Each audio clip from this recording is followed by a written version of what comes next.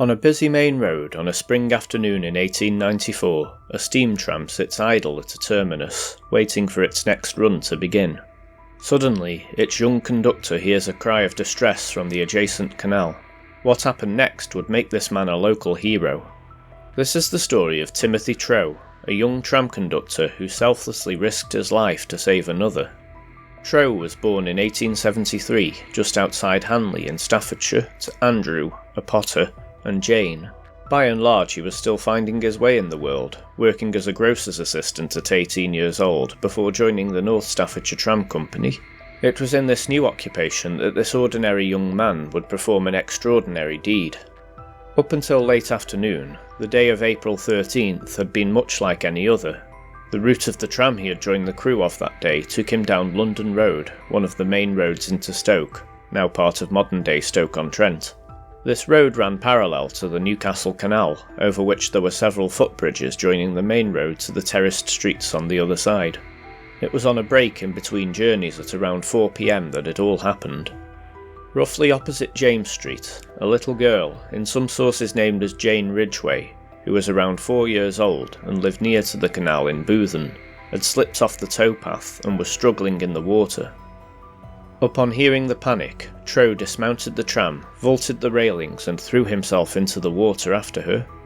What made this effort even more heroic is that Timothy Trow knew he could not swim, but that didn't stop him from putting his life in danger to save another. He managed to reach the child, holding her above the water before succumbing to cramp as the cold water took hold.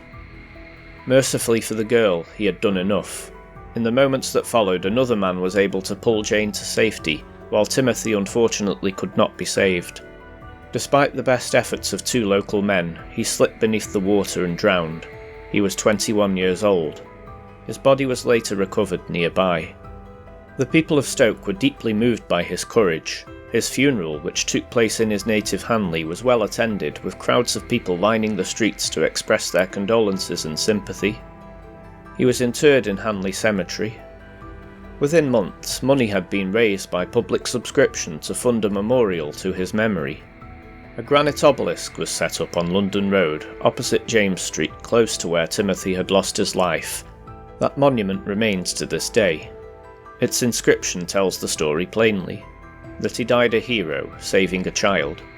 Jane Ridgway went on to live a long life, later giving an interview on BBC Radio Stoke that I was unfortunately unable to track down. The canal where all this happened has long since vanished, the small branch canal becoming largely obsolete after the establishment of the railway. It was later filled in during slum clearances and road widening projects, although an echo of the former canal bed is still visible in places from above. The noisy steam trams of the North Staffordshire Tramways Company would cease to operate in 1895, and the company would be acquired in 1898 by the Potteries Electric Traction Company, who modernised the lines to run on electricity.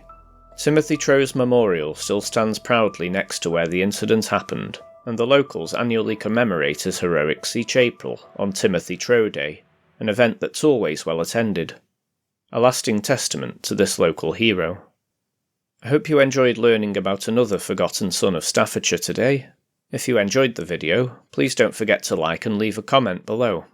Also, don't forget to subscribe to the channel for more Staffordshire history. Thank you for watching, and I'll see you again very soon.